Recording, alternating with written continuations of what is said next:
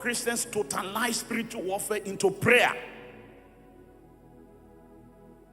But I need you to know, following the language of Apostle Paul's definition of the entirety of his Christian life is what? I have done what? I have fought a good fight. I have fought a good fight. What is he calling a good fight? The Christian life. I fought a good fight. I have kept the faith. I have finished my course. These were different ways of describing his life's mission. And he describes Christianity as a fight, a good one at that. And if the entirety of the Christian life is seen in the language of war or in the imagery of war, it means, therefore, that warring is infinitely more than praying. It's not less, but it's more. That means that spiritual warfare or warfare for the believer encompasses prayer, but is more than prayer. Is inclusive of prayer, but prayer does not exhaust it. Prayer cannot be missing if you are going to be warring. But prayer alone is not all of the war. In fact, when you look at those two New Testament passages for spiritual warfare, the iconic ones, right? The first one will be in 2 Corinthians chapter 10, and maybe from about verse 4, very popular passage. The Bible tells us in the passage in 2 Corinthians chapter 10, and I think from about verse 4, it says, for the weapons of our warfare. Remember, I said that you are a weapon that has weapons. It says the weapons of our warfare are not carnal, but they are mighty. They are mighty through God to the pulling down of what? Strongholds. Casting down imaginations and every high thing that exalts itself against the knowledge of God, and bringing into captivity every thought to the obedience of Christ. Give me this passage from a newer translation so that I don't waste a lot of time running somewhere tonight. Verse 4 from a newer translation. I thought yesterday you gave me the NLT or something like that. Verse 4. Okay, the ESV is fine. Verse 4. A newer translation. All right, ESV is up on the stage. Okay? For the weapons of our warfare are not of the flesh, but have divine power to destroy strongholds. Verse 5. We destroy. What do we destroy? And every lofty opinion raised against the knowledge of God, and take every thought captive to obey Christ. Now, when it says we destroy, every time that we come together like this and we say, oh, let us engage in some warfare, can we begin to destroy? Many times when we talk about destroying, all the categories you see here, they hardly show up in our list of things to destroy. So that there's an area of spiritual warfare that we have conveniently ignored most of the time. The ideas here, the things to be destroyed here are arguments and lofty opinions that are raised against the knowledge of God. You see, this is almost what you may call knowledge encounter. Knowledge encounter. There's power encounter. But you see, there are things that are raised against, not against the power of God directly, but against the knowledge of God. So this warfare must happen in the realm of knowledge. There are arguments that we need to destroy. How do you destroy an argument? You destroy an argument by arguing against it. How do you argue against it? Matter for another day. Lofty opinion raised against the knowledge of God. That when there are ideas and opinions that have emerged which are in contradiction to what we already know about God. And these are not just lazy sounding opinions or thoughts. They are lofty. They sound like, yeah, we have come of age. We can no longer believe all of the old school things that our fathers believed about God. So there are all kinds of new age ideas that are being repackaged, rebranded, and they are sold even to believers. So the fact that you're a Christian does not know you should not know other things. But if there are opinions that are raised against the knowledge of God, we are not saying you should not know chemistry, you should not know mathematics. We are talking about opinions that are lofty. They are high-sounding. They sound intelligent, but they are raised against the knowledge of God. Sometimes they can come under the banner or under the cover of Christianity even, and it will look like it is a new level. It's new knowledge, new discoveries. Can I tell you, in the age when Christians were more traditional than we are, those were the exact same seasons when the church was at the forefront of everything that society needed in order to make advance in more ways than just spiritual. The thing that we call modern science evolved on the wings of Christianity. It's too late in the day for anybody to make us think that Christianity is the reason why we are not developing, or it's not true. Modern science, I don't have time to deal with the philosophical issues, but modern science owes a lot, if not its very life, to Christianity. The assumptions that were necessary to do science, all right, were assumptions that evolved from a Christian worldview, the Judeo-Christian worldview. Back in the day, when people thought that different gods were responsible for different parts and elements and aspects of nature. There is a god of soil, there is a god of sunlight, there is a god that is the moon, there is a god of fertility, there is the wind god. Philosophically, it was difficult to do science. The moment the Judeo-Christian worldview came into this space and said that there is only one God behind all of them, then it became necessary, or it became okay, it became ideal to expect uniformity across all of nature. Because you see, it wasn't as if the God of rain is different from the God of weather, is different from this other God. So how do you know what each God has done with their own element? But the moment you have one mind behind it all, philosophically, it became okay for you to look for uniformity across.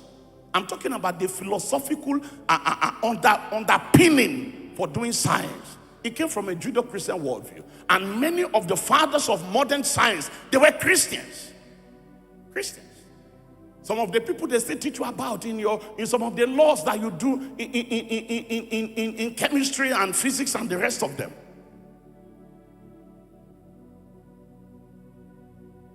People all the way from Galileo, but even more recently, people like Kepler, who is called the father of modern astronomy. Johannes Kepler defined science as thinking the thoughts of God after God. It was C.S. Lewis that said men expected law in nature because they believed in a lawgiver. Christianity has never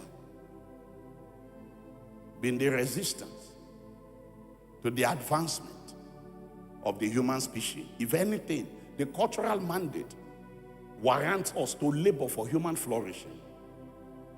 Be fruitful. He blessed them and said unto them to be fruitful and multiply, replenish the earth, subdue it, and have dominion over all of the categories. The mandate to steward creation is the mandate that we have uniquely in the Judeo-Christian faith. So when you talk about things like Newton, Isaac Newton, with all of his laws, you're talking about people like Kevin or Kelvin and the rest, the whole lot of them. These were Christians, and I'm talking about hundreds of years ago. Talking about the last 500, 400 years ago. It was the church through her members that were at the forefront of what we call the scientific era, modern science.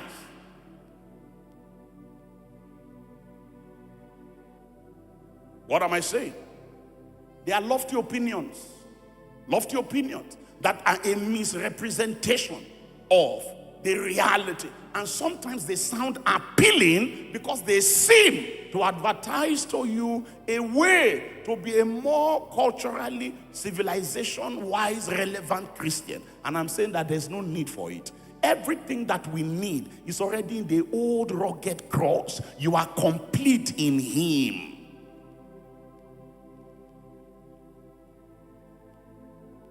You are complete in Him.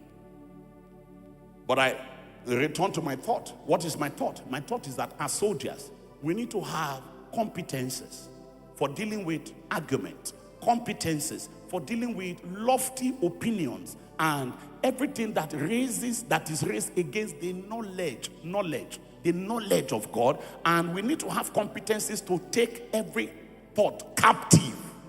Thought. So when we talk about thought leaders, opinion leaders, we are saying that these are ideologies. Every thought, we need to have competences to be able to take thoughts captive and make them captive so that they can obey Christ. This is part of our calling as soldiers. That we not think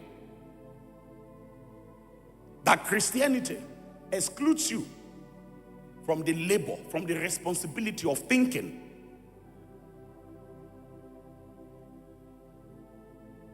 So when I hear people say, oh, I didn't come and argue. Oh, mine is not. An argument is not a quarrel. There's a difference between arguments and quarrels. There's even a difference between an argument and being argumentative. An argument is a set of statements that comprise of what? Premises leading to a conclusion. That's what an argument is.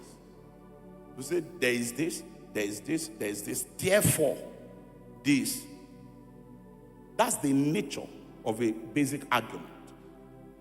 It's like Paul standing on Mars Hill and talking to them eventually about Jesus Christ and saying that it is by Jesus that God will judge every man, and now says that God has given us confidence or proof of this by raising him up from the dead. That's an argument.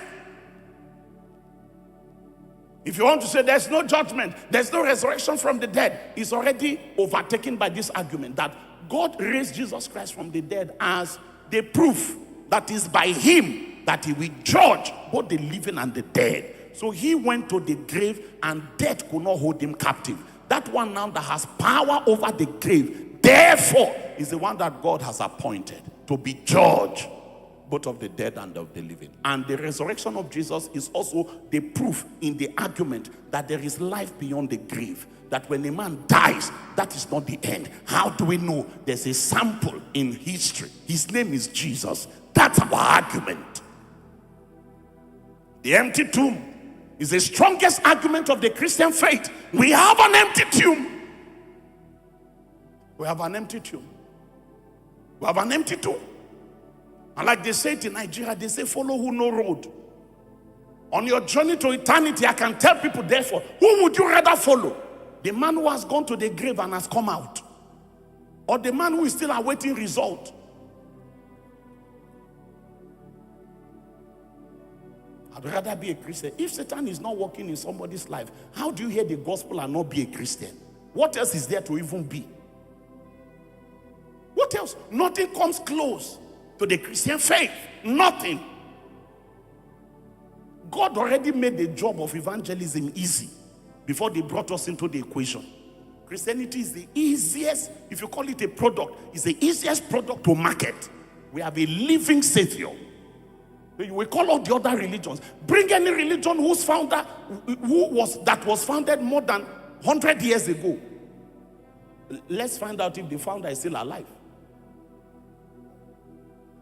All of the major religions of the world will take you to the tomb and say, here lies our Here lies our founder. Here lies our founder. Here lies even the ones that are older than Christianity, like Buddhism. Here lies. There's only one. There's only one. There's only one. It's a Christian faith. We have an empty tomb. How then am I going to the other world and I want to follow those who went down and never came out? So if somebody is trying to say, all religions are equal, they are just different ways of going to the same God. The thing I just said to you now, does it look like the same different ways? No. How do you know the other ways will arrive at God? We have one that they found that ascended. He levitated from the earth and went to the heaven, and the cloud received him from the sight of his people. And the people that saw that thing were so convinced of it that even at the threat of death, they held on to their testimony. It was no conspiracy. People don't die for stupid conspiracies like that.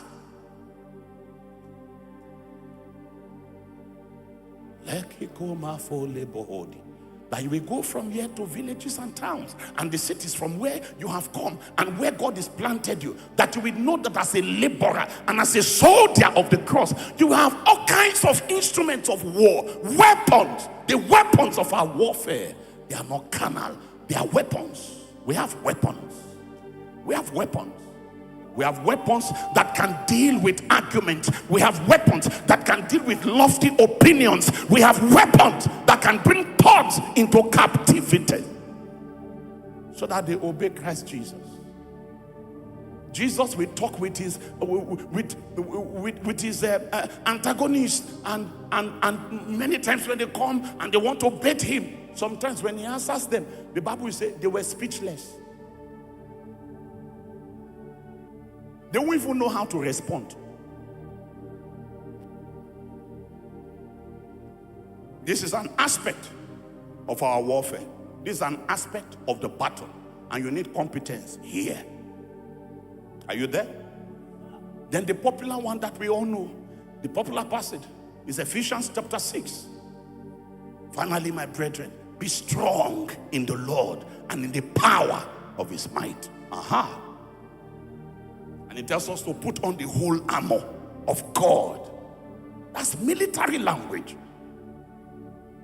To put on the whole armor of God, that you may be able to stand against the wiles of the devil. I want us to read this very quickly. Just keep reading. Verse 12.